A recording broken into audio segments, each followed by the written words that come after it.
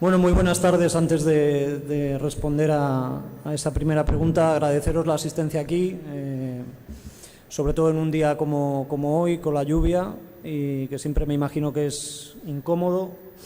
Hoy hemos bromeado desde mi llegada mucho con eso, porque afortunadamente con las aplicaciones de los teléfonos y todo esto uno ya puede anticipar el tiempo que va a hacer mucho más sencillo. Yo he podido venir con paraguas a Murcia, algo que no se me hubiera ocurrido en condiciones normales, ¿no?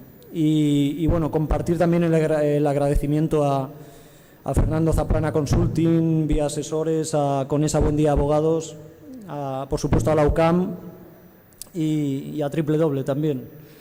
Y bueno, ya pasando al lockout, que es algo de... Yo decía ya en agosto o septiembre que la prima de riesgo y el lockout era algo de lo que más se hablaba, sin que la gente supiera muy bien lo que era, ¿no? Es un cierre patronal que mucha gente ha identificado por ser un fenómeno algo extraño aquí con una huelga, pero bueno, poco tenía que ver. Es la NBA, la Liga, la que cerraba toda actividad de competición, bueno, porque hay un convenio colectivo que regula las relaciones entre jugadores y equipos, y bueno, pues a partir de que finaliza ese convenio no hay un acuerdo para continuar. La Liga quería mejorar a favor de sus intereses alguna de esas normativas, los jugadores no estaban de acuerdo, se cierra la competición y hasta que no han llegado a un acuerdo hace bien poquito, todavía ni siquiera lo han firmado, pues no se reanuda la competición. Yo creo que durante este tiempo bueno, se ha hablado mucho del lockout en España. Yo viví otro en la temporada 98-99. Recuerdo que en aquel momento pues se hablaba muy poco, ¿no? Se sabía que no había NBA, pero poco más. Los que teníamos que trabajar y dependíamos de eso directamente sí lo sufrimos un poco más, pero ahora se ha hablado mucho. Yo creo que primero porque hay una relación y una correspondencia con las competiciones de aquí, por los jugadores de la NBA que han tenido oportunidad de jugar temporalmente en el baloncesto español o europeo, y también porque yo creo que el fenómeno de la NBA es mucho mayor ahora que hace 12 años, la gente lo sigue más, de manera más masiva, y la gente ha tenido algo más de preocupación por ese cierre patronal.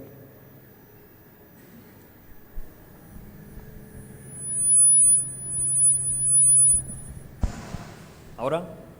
Bueno, muy buenas tardes. Reiterar los agradecimientos a las empresas y organizaciones que han hecho posible este evento, a Antoni Daimiel por haber venido, a todos los asistentes por la buena acogida y explicaros un poquito también el mecanismo de esta mesa redonda. Vamos a establecer entre Ramón y yo una serie de temas en esta primera parte que durará unos 40-45 minutos y a continuación dejaremos un amplio margen para que todos aquellos asistentes que lo deseen puedan plantear sus dudas y las resuelva Antoni Daimiel. Y bien, siguiendo un poco por el tema del lockout, que va a centrar un poco también esta comparecencia, que nos pudiera explicar resumidamente qué consecuencias va a tener el lockout a nivel de los aficionados, repercusiones económicas y qué consecuencias positivas podríamos extraer también después de este cierre patronal. Bueno, yo creo que lo mejor es hablar en términos bastante generales porque son temas un poco espesos, ¿no? Farragosos a veces, cuando se entra mucho en cifras, en balances económicos de los equipos, pero en términos generales es un nuevo convenio el que se va a firmar, más favorable a los dueños de los equipos. Aproximadamente, bueno, pues la mitad de los equipos de la NBA estaban perdiendo dinero en los últimos años, pero había algunos de los equipos que ganaban dinero, ganaban mucho, ¿no? Casi siempre relacionado con ciudades grandes, con mercados grandes. Con este nuevo convenio va a ser mucho más difícil perder dinero porque se va a premiar el ahorro, se va a premiar bueno, pues el evitar el gasto excesivo y se va a castigar a los que hagan dispendios no justificados, ¿no? Yo creo que va a haber una clase social y económica de jugadores que va a sufrir también con el nuevo convenio. De hecho, he hablado con alguna gente de jugadores que opinaba que muchos jugadores deberían votar en contra de este convenio porque les perjudica. Me refiero a la clase media de la NBA, jugadores que pueden estar pues entre 4 millones de dólares al año y 7, va a haber menos huecos para ese tipo de jugador con esos salarios, ¿no? Todo el mundo está coincidiendo en que el futuro depara equipos con 3 estrellas, con estrellas muy bien pagadas, y luego rodeados de o bien gente muy joven con sueldos más limitados, o especialistas, gente veterana, pero también de salarios más cortos, ¿no? Ese es un poco es el panorama que se espera. Y luego, deportivamente hablando, yo creo que todo el mundo tiene muchas ganas de que empiece la temporada, pero es difícil que sea una temporada de mucho nivel. Hablo de temporada regular, ¿no? Es difícil porque hay muchos jugadores que no han tenido el baloncesto en la cabeza durante muchos meses, que no han estado preparándose conforme a lo que es una temporada, que son muchos partidos los que van a tener que jugar, 4 por semana de media, con viajes incluidos, que no hay pretemporada prácticamente, que creo que van a jugar 2 partidos de pretemporada cada equipo en la semana previa al 25 de diciembre, y vamos a ver muchos jugadores cortos de forma, pasados de peso, muchos equipos que no han podido preparar apenas sistemas, mucho 1 contra 1, aclarados, pick and roll como mucho, y bueno, pues los equipos que ya estén más armados del pasado son los que más partido deben sacar de principio, y también los jugadores que han hecho pretemporada compitiendo en Europa, ¿no? Esos jugadores yo creo que van a empezar muy fuerte la temporada. Buenas tardes, Anthony, y a los demás. Como está todo agradecido, voy directo al ajo. Estás hablando de las consecuencias directas que va a tener una temporada mucho más corta y más concentrada. ¿Crees que, aparte de lo que ha sucedido con el lockout, el modelo NBA está consolidado, está bien, tiene margen de mejora? ¿Y qué responsabilidad tiene en el actual modelo una figura absolutamente intocable como es David Stern, al que parece que han querido darle la prejubilación, ¿no?, por lo que ha pasado ahora mismo? Sí, bueno, yo creo que el modelo NBA es un modelo de referencia en cuanto a competición bien organizada y negocio bien desarrollado, ¿no? Pese a la crisis mundial de los últimos años y pese a estas pérdidas que tenían algunos equipos, yo creo que, siendo realistas, sin ponerte del lado de los jugadores o del lado de la patronal, muchas de las pérdidas de algunos equipos tenían que ver con mala gestión de algunas de esas franquicias, ¿no? Ahora mismo va a ser mucho más fácil para los equipos ser rentable, y yo creo que este lockout que ha hecho que se pierdan 16 partidos cada equipo, es decir, va a haber una temporada de 66 en vez de 82, es algo que va a acusar la NBA en términos de imagen, porque quizás en España no, pero en Estados Unidos la diversidad de opciones de deporte profesional o de entretenimiento relacionado con el deporte es muy amplio, ¿no? Entonces, no es como aquí, que bueno, pues todo el mundo sigue el fútbol y luego pues mucha gente sigue algún otro deporte. No, allí la gente está atenta a varios deportes, profesionales o no profesionales, y tienen mucho más orgullo, en el sentido de que si no hay NBA o si les sienta mal algo relacionado con la NBA, enseguida prestan atención o al baloncesto universitario o al fútbol americano. Y yo recuerdo que en el cierre patronal de hace 12 años, en el que hubo una temporada de 50 partidos, económicamente a la NBA le costó 5 años recuperarse, ¿no? Entonces van a tener que pelear un poquito contra la mala imagen dejada con estas negociaciones. En cuanto a David Stern, yo creo que ha sido un comisionado modélico desde principios de los 80, cuando él se hizo cargo ya como cabeza visible de la NBA. Hay que recordar que él es un ejecutivo, es decir, él no es dueño de ningún equipo, es un ejecutivo a sueldo, a muy buen sueldo, porque recuerdo ya que en el anterior lockout se hicieron públicas las cifras de su salario, y ya en aquella época, en el año 98, estaba en 1.000 millones de pesetas al año como ejecutivo, ¿no? Pero él es el responsable de la recuperación de la NBA después de la crisis de los 70.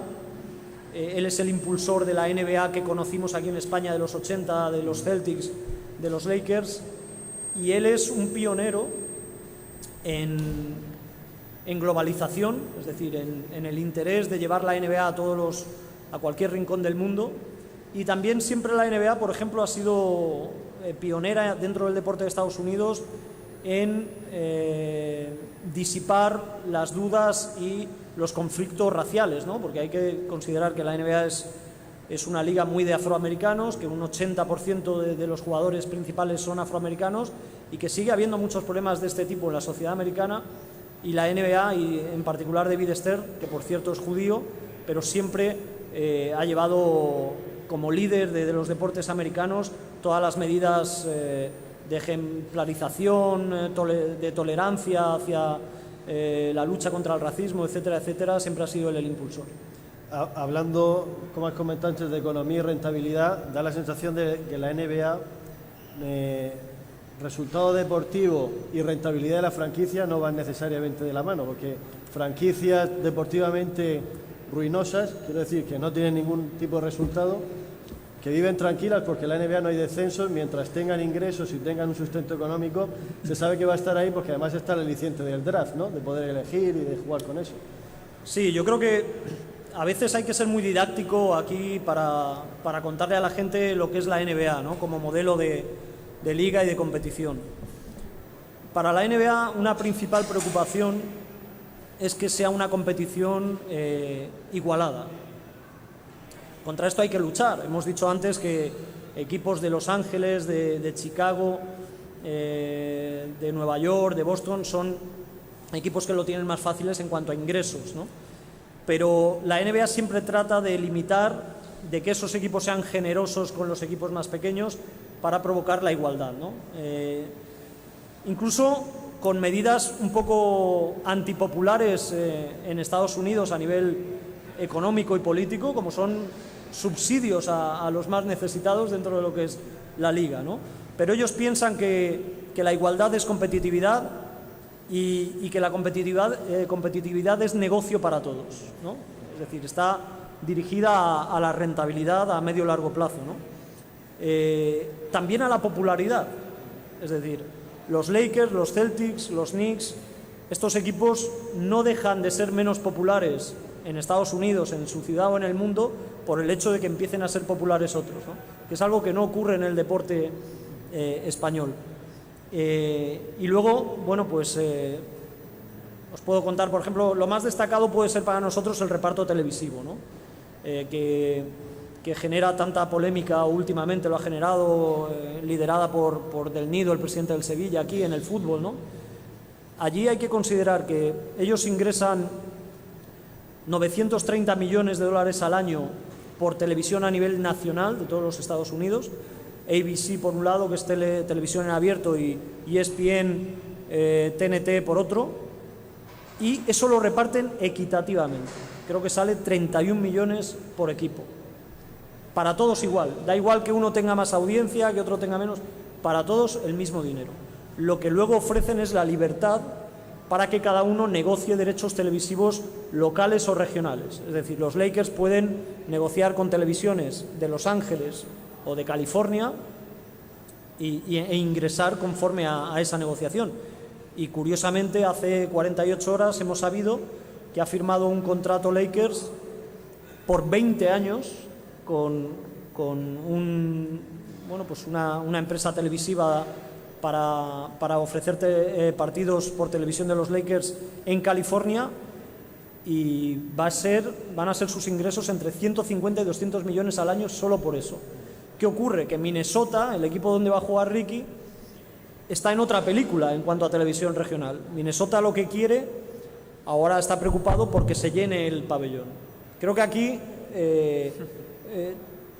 ese problema lo podéis conocer, ¿no? Decís, bueno, las autonómicas televisan cuando el UCAM Murcia juega en casa, pero no se le ve cuando juega fuera, ¿no? Y eso puede perjudicar a la entrada al pabellón en los partidos como local.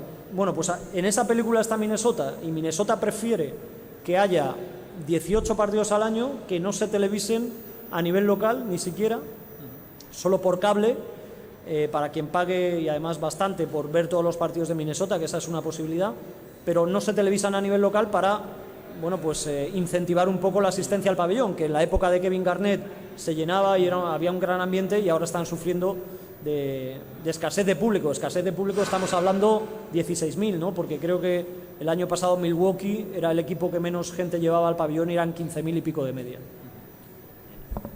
En esa manera de mover el dinero para que todos los equipos tengan posibilidades de ser competitivos, sería uno de los ejemplos de modelo de organización y competición, la NBA. Pero ¿en qué cosas está muy atrás de otras competiciones, no sé, digamos, europeas o americanas? ¿Qué cosas le faltarían por mejorar? Bueno, yo no soy muy... Por la edad que tengo, por generación, siempre recuerdo que discutía mucho con el que era mi compañero Andrés Montes, porque él tenía 12 años más que yo, 13 años más que yo, y él había vivido una época en la que todo lo que venía de Estados Unidos te cautivaba, ¿no? Cuando él era joven. La música, la cultura, las series, la televisión, y él era muy pro todo lo que venía de Estados Unidos. Él no le veía ninguna falta a nada, no solo a la NBA, ¿no? Y entonces yo, por ser de una generación posterior, intentaba ser un poco más estricto a la hora de analizar el tema de la NBA, ¿no? Que era lo que más nos ocupaba. Pero debo reconocer, siendo sincero, que con el paso de los años la NBA me ha ido convenciendo en casi todo. Quiero decir, que hay cosas de las que en un momento puedes dudar y pasa un tiempo y dices, ah, claro, esto lo estaban haciendo por esto otro, ¿no? Ha habido decisiones recientes, por ejemplo, el código de vestuario para los jugadores, ¿no? Que tenían que ir vestidos de una determinada manera y que creó bastante polémica en Estados Unidos. Pues es algo que al principio tomabas con dudas, ¿no? Decías, hombre, es una imposición que no debería ser así. Al final, a la larga, se ha visto que era una medida adecuada, porque además, curiosamente, esto es una curiosidad, la moda europea se ha visto muy beneficiada, porque ahora las estrellas afroamericanas de la NBA están vistiendo casi todos con marcas de origen europeo, ¿no? Sobre todo italiana. Y bueno, pues hay muchas críticas en Europa con respecto a la sencillez del juego, a la manera de alimentar las estrellas, pero todo esto tiene una explicación, o sea, hay unos motivos para hacer esto. Ellos siempre piensan en la difusión, en la venta de productos. Tengo por aquí el dato. Mira, ellos reciben anualmente, toda la NBA ingresa anualmente 5.000 millones de dólares solo en venta de productos oficiales de NBA a nivel mundial. Eso es mucho dinero, muchísimo dinero. Los productos no se venden solos. Entonces, quizás hay que vender el baloncesto de una determinada manera para que se vea de una determinada manera en la televisión, que el baloncesto esté bien realizado en televisión, que haya jugadores espectaculares, que haya marcadores en los partidos generosos, que llaman más la atención del espectador, que a lo mejor no es un seguidor del baloncesto, pero que se puede ir apuntando poco a poco, ¿no? Porque al que le gusta el baloncesto, ese ya está, retransmita el partido que lo retransmita, juegue quien juegue en su equipo, ese va a ver los partidos. Pero no, aquí de lo que se trata es de añadir nuevos aficionados, ¿no? Y para añadir nuevos aficionados, tú tienes que ofrecer unos highlights, unos resúmenes o las mejores jugadas del día o de la semana que sean verdaderamente atractivos, ¿no? Y que lo sean atractivos para un niño de Singapur, de Sudáfrica, de Argentina o de Suecia, ¿no? Que lo vea por televisión y le enganche. Y yo creo que muchas de las medidas que han tomado, que pueden parecer un poco simples o frívolas, han ido encaminadas a eso y han demostrado con el paso del tiempo que estaban acertados, ¿no? Porque el negocio a nivel mundial es indudable. Sorprende también, un poco en comparación con Europa, cómo se explota la publicidad, los altos ingresos que se obtienen por publicidad, sin vender el nombre, por ejemplo, del equipo, ni tampoco poner nombre en las camisetas, cosa que en Europa es lo más habitual. Sin embargo, sí que, a diferencia de Europa, se venden los estadios. Casi todos tienen nombre de alguna marca. Sí. Mira, tengo por aquí, sobre este asunto, algunos datos concretos que, por ejemplo, explican que solo en promociones y sponsors los equipos grandes de la NBA, los que tienen un mayor mercado, ingresan solo por esos conceptos entre 30 y 40 millones de dólares al año. Los pequeños, y estamos hablando de Milwaukee, Minnesota, Memphis a lo mejor, entre 10 y 15 millones al año solo de promociones y de sponsors. Cuando se ha hablado ahora durante el lockout del famoso reparto de beneficios, que si 50-50, 57 contra 43, todo esto se refiere al Basketball Related Income, que es bueno, pues un concepto que tiene que ver con ingresos de la NBA por venta de entradas, por derechos de radio y televisión, tanto en Estados Unidos como fuera, por las ventas que se generan en los pabellones, en tiendas, en bares, en restaurantes, por los aparcamientos, por los sponsors también.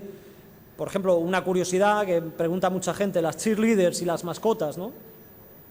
Bueno, pues las cheerleaders y las mascotas hacen su espectáculo en el pabellón, pero luego se pasan la semana yendo a comunidades de vecinos, residencias de ancianos, colegios, institutos, fiestas privadas, y de ahí se está llevando un porcentaje la franquicia también, aparte de estar completando el sueldo de las cheerleaders y del que se disfraza de mascota, ¿no?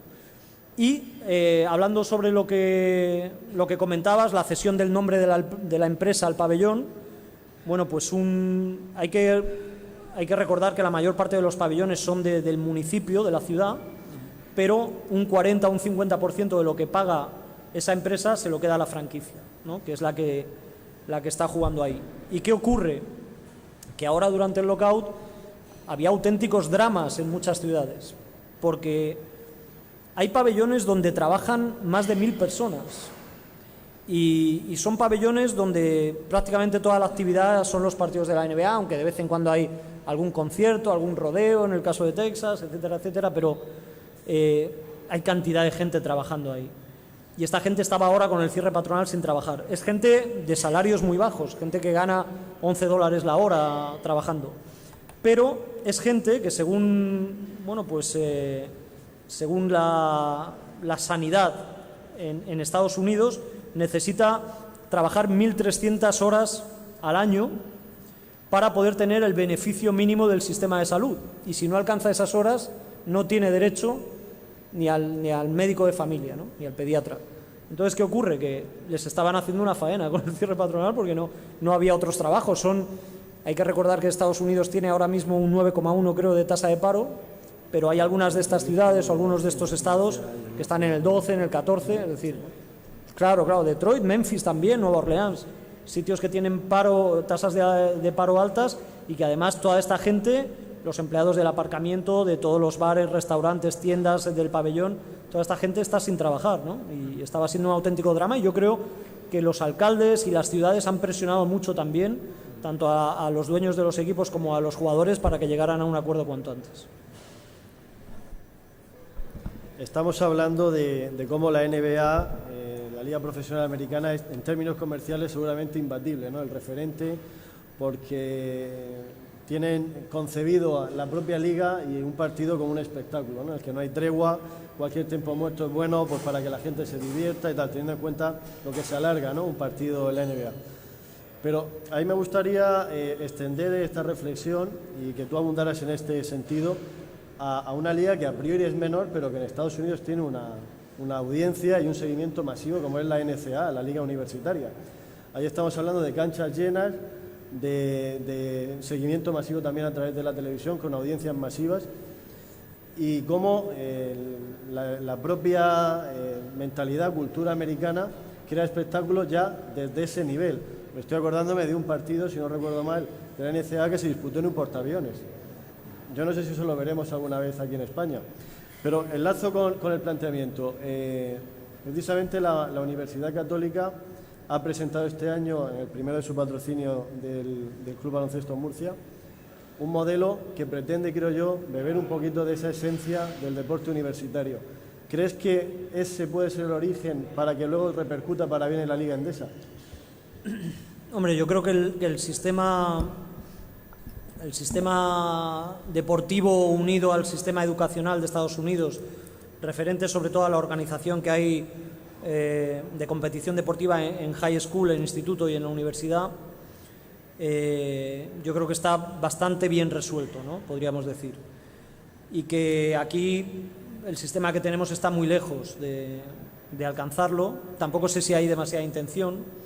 Sé que hay gente que lleva unos años ya, sobre todo a nivel de instituto y de colegios, buscando plantar las semillas, ¿no?, para crear algo así, ¿no? Porque esto sobre todo se refiere al vínculo que crea en cada persona el lugar de donde procede su formación, su educación. Es decir, el equipo de tu universidad es un equipo del que siempre eres, porque tú has estudiado allí, no porque hayas jugado en ese equipo, ni siquiera conoces a sus jugadores, ¿no? O a lo mejor te graduaste hace 20 años y no has vuelto a pisar por la universidad, pero ese es tu equipo. Y eso te une a toda la gente que ha estudiado durante los últimos años, durante las últimas décadas en esa universidad, ¿no? Es una cuestión de corazón, de emociones.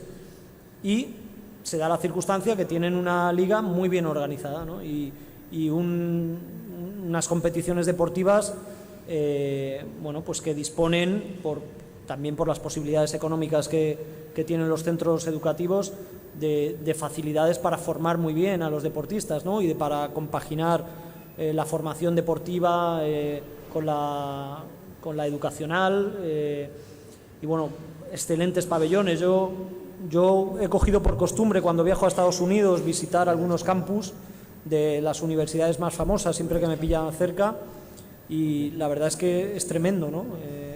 Ves pabellones de 12.000 espectadores que pertenecen solo al equipo de baloncesto de la universidad, y luego resulta que tienen otro para el fútbol americano indoor. Yo estuve hace unos años en Michigan State y era tremendo, ¿no? Se te ponían los pelos de punta solo de ver en cada construcción, en cada estadio, en cada pabellón, la placa de el millonario, imagino, que había estudiado en esa universidad y que había donado el dinero para la construcción en un gran porcentaje de ese pabellón, ¿no?, que lleva su nombre. Ha habido jugadores NBA que han donado dinero para que en su alma mater, en su universidad, construyan un pabellón con su nombre. Por ejemplo, recuerdo Steve Smith en Michigan State con el nombre de su madre, que murió de cáncer ya hace algunos años. Y bueno, es que tú pasas por allí y dices, aquí tienen que salir jugadores por obligación, porque es todo tan cercano a la perfección, gimnasios, estadios, pabellones, y bueno, pues ya digo que aquí estamos muy lejos. Tendría que ser un proyecto bastante a largo plazo, pero claro, cuando estás muy lejos de algo tienes que empezar cuanto antes, ¿no? Enlazando con el tema de los donativos, yo quería hacer una pregunta en relación a las normas que en España para el mecenazgo. Hablabas de que en Estados Unidos se ha donado dinero para el deporte. Yo no sé allí qué incentivos tiene el donante. Aquí en España el mecenazgo no está muy bien tratado por la legislación, es muy escaso, con lo cual no se incentiva la aportación de particulares y empresas en deportes o en otras actividades de tipo cultural. ¿Tú qué opinas sobre el tema? ¿Deberíamos ampliar? Yo, sin tener los datos concretos de aquí de España, sí he tenido esa sensación, ¿no? Que primero que hay poca donación y poco mecenazgo. Entonces, al haber pocas, supones que es porque no es tan beneficioso, financieramente hablando, para ese hipotético donante, ¿no? Y es verdad que en cuestiones deportivas es prácticamente nulo, ¿no? Que hay más en otro tipo de cosas. Incluso deportistas nuestros destacados, ves que están invirtiendo dinero en ONGs que tienen que ver con la solidaridad, que está muy bien, pero que no invierten, no devuelven un poco lo recibido en inversión en deporte, ¿no? Entonces yo creo que desde las instituciones deberían revisar eso, ¿no? Y además tengo la sensación de que de momento no se va a hacer, porque todo el mundo aquí vive con la certeza de que somos muy buenos, de que llevamos unos años muy buenos, que lo ganamos todo, y entonces que eso, bueno, pues no va a ser necesario, ¿no? Pero independientemente de las causas que nos hayan llevado a ganar cosas, esto igual que viene se va. Es decir, si no hay una estructura, esto será flor de un día, ¿no? Si no se fomenta el deporte de base, no podemos llegar a esos éxitos. Es mi opinión. Además, bueno, pues hemos ganado en fútbol, hemos ganado en baloncesto, en tenis estamos realmente bien, pero por ejemplo, en otros deportes olímpicos, por ejemplo, estamos muy lejos del rendimiento y de los éxitos de hace 18 años, ¿no? En los Juegos Olímpicos de Barcelona, o hace 20 años ya. Sí, sí. Como al hilo de lo que le decía Fernando de potenciar el baloncesto de base y también para cerrar el tema de la NCAA, que como decíamos, es una liga, es una competición donde los jugadores no cobran, solo es un sistema que funciona a través de becas. Es un poco también la intención que tiene la Universidad Católica San Antonio, la UCAM, con esa fusión con el UCAM Murcia, a través de becas, pues poder generar cantera, poder generar que vengan estudiantes y deportistas de otras universidades aquí a formarse. Es una buena manera también de introducir ese formato NCAA y de alguna manera puede generar más jugadores y más cantera aquí en la Liga Endesa. Bueno, podría ser un comienzo, ¿no? Sin duda, pero lo primero que habría que hacer es algo por lo que ahora se está luchando en la NBA, que es la edad mínima de ingreso, que bueno, que ahora mismo está en 19, pero estos días están hablando para ver si lo mantienen en 19 años o lo suben a 20, que es la intención de la NBA. Los jugadores no quieren, pero claro, aquí lo que hay que hacer es ponerse en el papel de los padres de un adolescente que es destacado en una modalidad deportiva, ¿no? Si es muy destacado, le puede llegar, en baloncesto en concreto, la oportunidad de entrar en un equipo profesional de Liga Endesa o de LEP con 15 años o con 16, hemos visto casos. No solo el de Ricky, alguno más en los últimos años, ¿no? Eso es antinatural, y además hay que esperar a ver en qué acaban esos casos, ¿no? Pero para esos jugadores, para esos chicos es muy difícil llevar eso tan rápido y responder ante esas exigencias antinatura, ¿no? Yo creo que un chico que juega muy bien al fútbol, al baloncesto con 16 años, tiene que jugar con chicos de su edad o de 17, pero tiene que vivir con chicos de su edad, tiene que jugar con chicos de su edad y tiene que estudiar también. Y bueno, pues la posibilidad de hacerlo bajo una base de competición deportiva universitaria sería lo ideal, ¿no? Y hay que educar a los padres, que son los que enseguida se encandilan con una oferta de Madrid o de Barcelona, allí para su cantera, para tal, y conocemos a los que han llegado, pero muchos más se han quedado en el camino y han quedado desplazados de su familia, de su entorno, solo por un sueño y una aventura que no se concretó. Ya por alusiones, supongo que aunque tus hábitos vampíricos, esto de estar toda la noche en vela, te permitirán ver también la Liga Endesa. ¿Qué opinión te merece el equipo de UCAM Murcia? Que ahora mismo está todavía, yo diría que en proceso de acoplamiento, pero para bien. Sí, yo tengo esa sensación también, que es un equipo muy renovado, que da la impresión, bueno, yo tenía la impresión cuando iba recibiendo las noticias de las incorporaciones y los fichajes que estaban bien hechos. De hecho, ahora me acabo de acordar que mi compañero y amigo Sisto Miguel Serrano, que es murciano y con el que comparto allí mucho tiempo en Canal Plus, él está un poco más despegado del equipo de baloncesto de aquí, sigue más al Real Murcia y me preguntó, él no sigue tanto el baloncesto ahora mismo y me preguntó, oye, ¿qué tal está fichando el UCAM Murcia eso? Y bueno, yo le dije que bien, que me parecía que bastante bien, la verdad. Y bueno, seguramente se ha demostrado en ese proceder pues que económicamente, sin estar sobrado, pues no se estaba tan mal como otros equipos, ¿no? Pese a ser un recién ascendido. Entonces se tiene que juntar las posibilidades económicas con luego la orientación para acertar.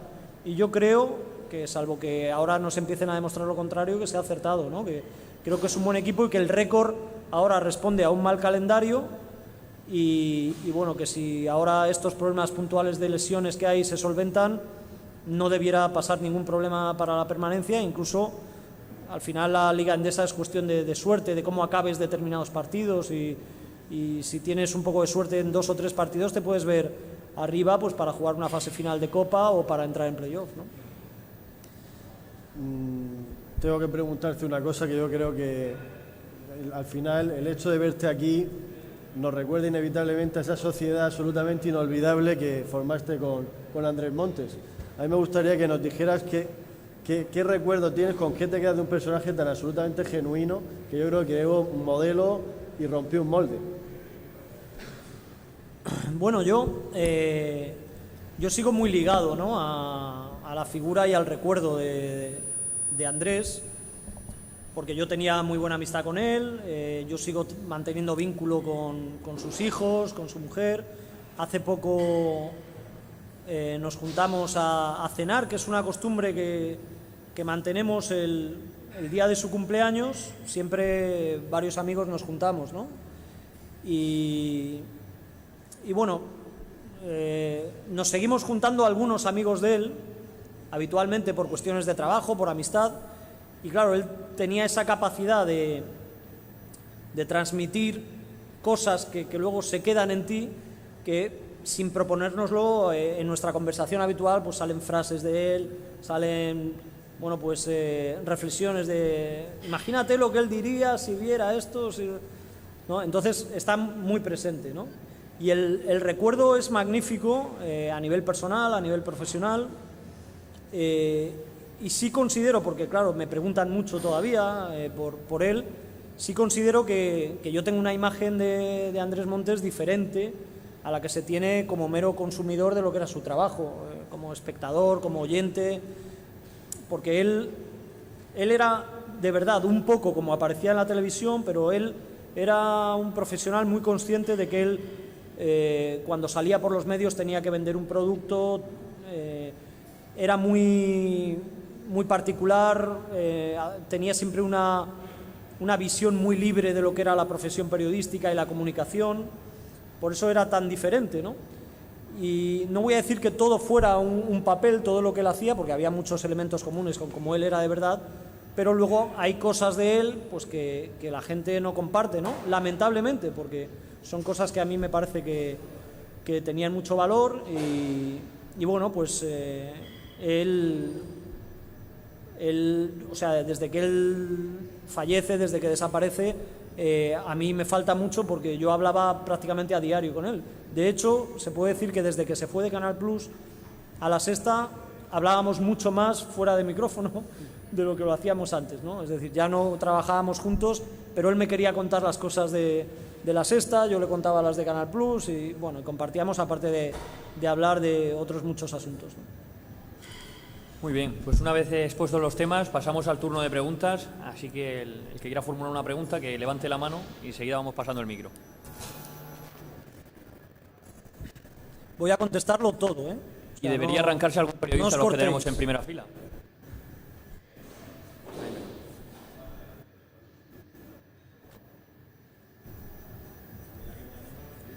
A ver.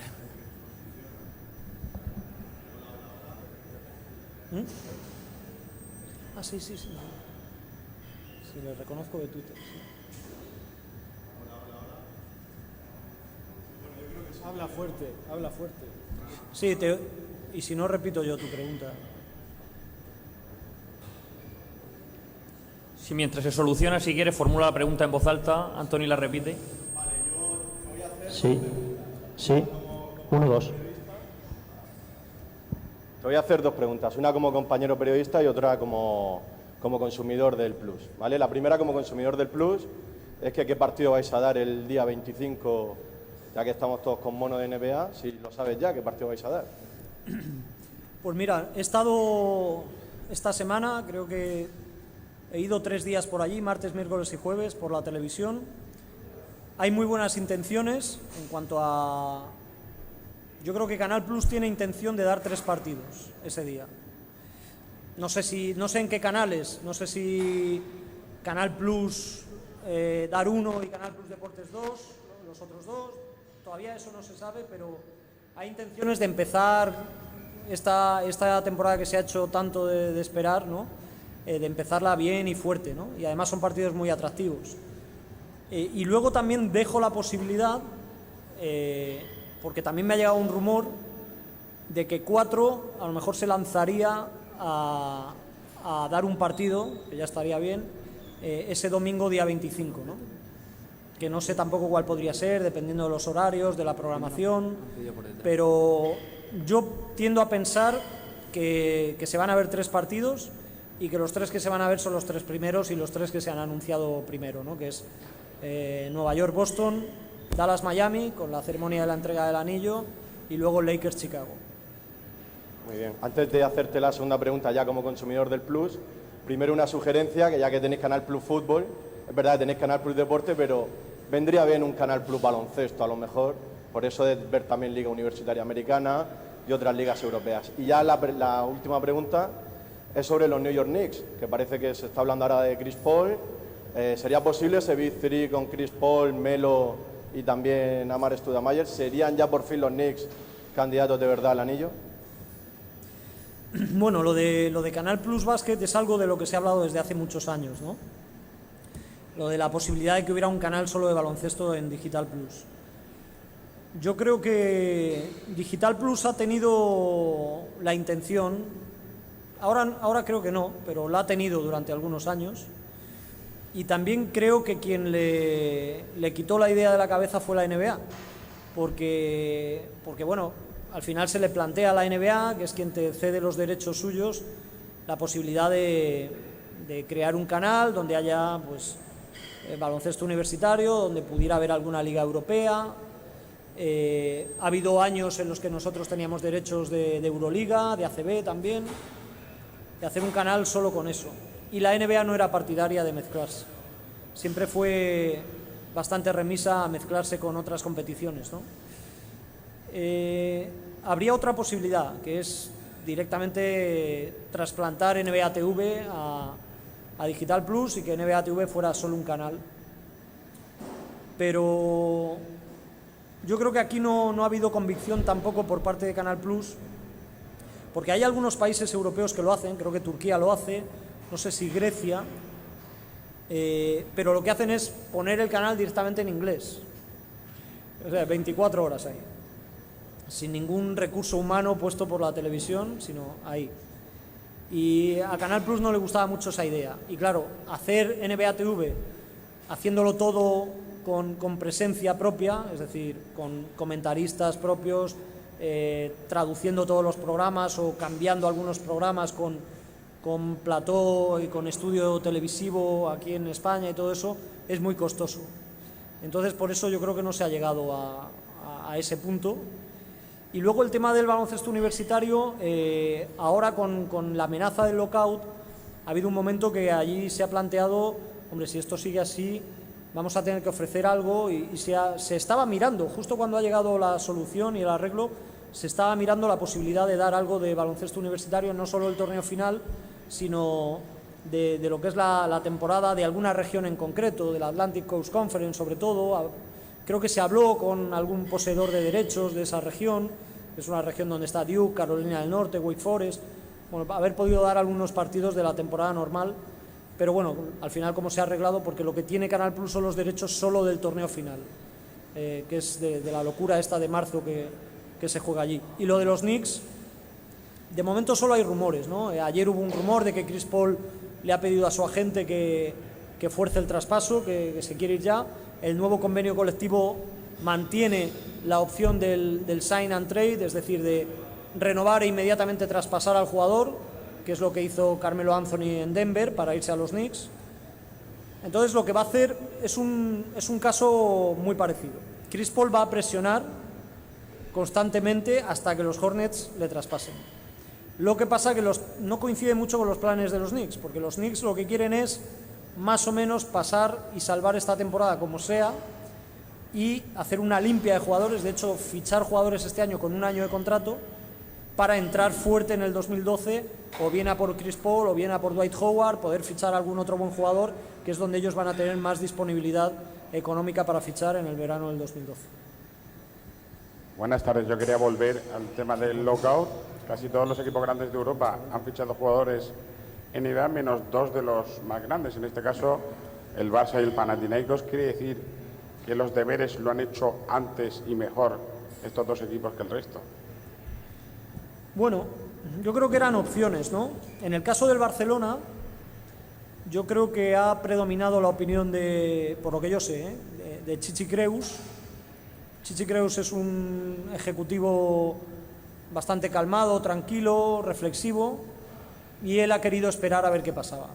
Aún así, el Barcelona le ha tenido que hacer sitio a los dos Gasol en el primer equipo y a Calderón en el filial para entrenar, lo cual ya, los que sean entrenadores lo saben, te puede generar hasta problemas. No es lo mismo entrenar con 14 que con 12 y bueno, pues ahí han estado, pero es un equipo, como está demostrando ya en Euroliga, un equipo que yo creo que ha vuelto al nivel de hace 2 años, un equipo tremendo, una gran plantilla y además otra vez con hambre, competitivo, ¿no? Y tocar eso era un riesgo y yo creo que han acertado no tocando nada. Panathinaikos simplemente era una decisión, opinión de Obradović. Obradović no quiere estrellas NBA, no las quiere. Yo recuerdo en París en el año 97, todavía era una buena época de Toni Kukoc y coincidimos en el hall del hotel, estábamos unos cuantos hablando allí en el McDonald's y pasó Toni Kukoc al lado de Obradović, estábamos hablando con Obradović, le saludó así de rápido y de pasada y Obradović dijo enseguida, mira este ya no le gusta entrenar, este ya no trabaja y tal. Y era todavía o sea, a Obradović no le gusta ese talante de estrellas, ¿no? de la NBA y prefiere eso no tocarlo, ¿no? Pero también hay que respetar lo que han hecho los equipos que se han fichado, porque seguramente han sacado beneficios un poco deportivos, en una época en la que todavía no te juegas títulos, pero beneficios deportivos en cuanto a número de victorias que te ayudan a una clasificación y también, sobre todo, en cuanto a imagen. Yo soy consciente de que al Real Madrid, en cuestión de ganar aficionados y adeptos y atención mediática, le ha venido muy bien lo de Rudy y lo de Ibaka. Hola, ¿qué tal, Anthony? Mi pregunta es sobre Marc Gasol. La situación que tiene Marc Gasol ahora mismo, si va a recibir alguna oferta interesante, si se la va a igualar Memphis, ¿qué va a pasar con Randolph? Bueno, yo tengo la sensación, por lo que he podido leer, porque ayer o anteayer salieron unas declaraciones en el periódico de Memphis del dueño de los Grizzlies, diciendo que iban a hacer todo lo posible por mantener a Marc Gasol. Todo lo posible es mucho en el caso de Memphis, porque con el nuevo convenio el límite salarial va a estar en 58, 59 millones, pero tú no empiezas a pagar impuesto de lujo, que es lo que de verdad les duele a los dueños, hasta que no pasas de 70. Entonces, haciendo cuentas, más o menos tienen a todos los jugadores con contrato en vigor, salvo Shane Battier, que creo que quieren que se quede en el equipo, pero todo lo demás está atado. Si sumas los salarios de todos y le sumas 14, por poner una cifra, 14 millones por Marc Gasol, están en 69 o 70. Es decir, no pagarían impuesto de lujo. Eso quiere decir que, por la intención del dueño y por las posibilidades relacionadas con el impuesto de lujo y el límite salarial, tengo la certeza de que él va a seguir en Memphis. Yo estoy prácticamente convencido. Es posible que reciba ofertas, pero eso lo arreglan enseguida, porque en cuanto el agente, y además creo que en estos días el agente de Marc Gasol, que es el mismo de Pau, Art Telem, iba a reunirse con gente de los Grizzlies, ¿no? En cuanto se reúnan y le diga ¿hasta dónde estáis dispuestos a llegar? Pues si le dicen a 12, pues a lo mejor le dice, oye, pues yo sé de algún equipo que daría 13 o 14. Bueno, pues entonces en ese caso ellos van a hacer una oferta y creo que va a ser complicado que haya otro equipo que haga una oferta superior a esa que le vayan a hacer los Grizzlies, y va a ser un contratazo, ¿eh? Va a ser... He dicho 14, pero no sé si llegará a 14, pero yo creo que 10 o 12 por año en 5 años, que es el tiempo que se puede quedar en Grizzlies, no se lo quita a nadie. Hola, Anthony. Hola, ¿qué tal? Un placer saludarte. Igual. Yo soy un poco de Toronto desde que Calderón llegó allí. También, bueno, la Mopera tuvo también que ver un poco. Y bueno, parecía que tenían un proyecto claro, de hacer un equipo con un aporte europeo importante, de jugadores europeos, pero parece que ese proyecto no va a ninguna parte. ¿Es porque no tienen un líder sólido en el equipo o porque realmente no existe ningún proyecto y simplemente se dedicaron a traer jugadores europeos porque les interesó por alguna razón extraña? No, esto tiene su explicación y es una explicación muy vigente, es decir, van a encontrarse con el mismo tipo de problemas. El problema con el que se encuentra Toronto es primero un problema fiscal.